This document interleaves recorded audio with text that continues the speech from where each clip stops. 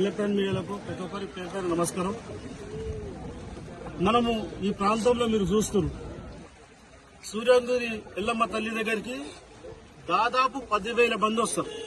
ప్రతి మంగళవారం 10,000 మంది వస్తారు.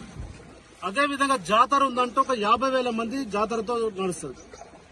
మన తెలంగాణలో బల్కంపేట ఎల్లమ్మ తర్వాత అతి దైవగల వ్యక్తి అమ్మవారు ఉందంటే మన సూర్యగిరి ఎల్లమ్మ టెంపుల్, రావిరాల్లో, తుగ్గడ మున్సిపాలిటీ.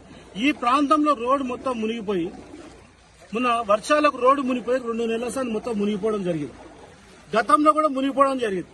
కానీ ఇక్కడ ఉన్న ఎమ్మెల్యే గారు ఏం చేస్తున్నారని అడుగుతున్నాం. ఈ ప్రాంతాన్ని ఎందుకు పట్టించుకుంటారు ఎమ్మెల్యే గారు అని అడుగుతున్నాం.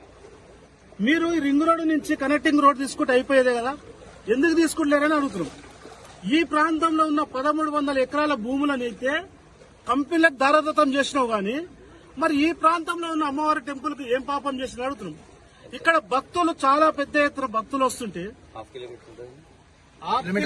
కిలోమీటర్ ఉండనన్నా మనది కొన్ని వేలాది కోట్ల రూపాయలు తీసుకొచ్చేమో దారాదత్తం చేసి మనకు సౌలతులు ఎందుకు ఏదని అడుగుతున్నాం.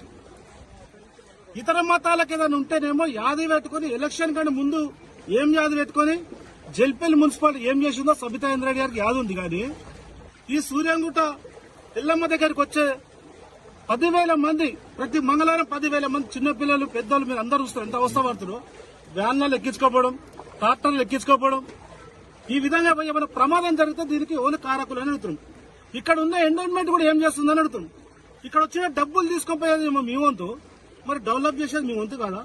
ఇక్కడ ఉన్న ఎమ్మెల్యే గారు పోరాటం చేయదా అంటే, ఎమ్మెల్యే గారికి ఎందుకంటే ఈ ప్రాంతం మీద ప్రేమ లేదు. పదే భారతీయ జనతా పార్టీ ఎన్నోసార్లు చెప్తుంది, హిందువులంటే ఆమెకు పగ.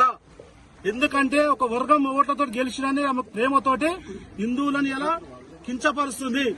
దీనికి ఉదాహరణ మీరు చూడండి, గట్టిపల్లి మహేశం కాడ చూడండి, గడికోటలో కూడా ఆడ ఒక సమస్య పెట్టుకొస్తుంది. గట్టిపల్లి హనుమాన్ కాడ కూడా ఒక యాటంగి వస్తే సమస్య ఉంది. అదేవిధంగా కందుకూలో పోతే మన చీకటి వెంకటేశ్వర టెంపుల్ కూడా ఆ భూమి సమస్య ఉంది. బడంపేటలో దేవతాల గుట్ట మీద ఆ భూమి సమస్య తీసుకుంది. ఇవన్నీ ఒక వర్గాన్ని కట్టబెడుతుంది. అదే కాకుండా మనం సుల్తాన్పూర్ లో మదర్సాల మీద కొట్లాడుతున్నాం. అక్కడ మదర్సాలకు ఇతర దేశాల నుంచి వచ్చి పిల్లలు చదివిపిస్తుంటే భారతీయ జనతా పార్టీ పోరాడుతుంటే సబితా ఇంద్రారెడ్డి గారు నిన్న నన్ను అరెస్ట్ చేసి నిన్న ఉరికి ఆడ, ఎందుకంటే సమస్య పెద్దగా అవుతాటుంది. మొన్న ఒక మూర్ఖుడు వచ్చి మన బొడ్రాయి మీద ఎక్కించి బండ్లు ఎక్కిస్తే ఆ ఫోటోలు విజువల్ అని తీసుకున్నారు. కాబట్టి ఎంబడే శ్రీరాములు వస్తాటుండని నన్ను అరెస్ట్ చేసి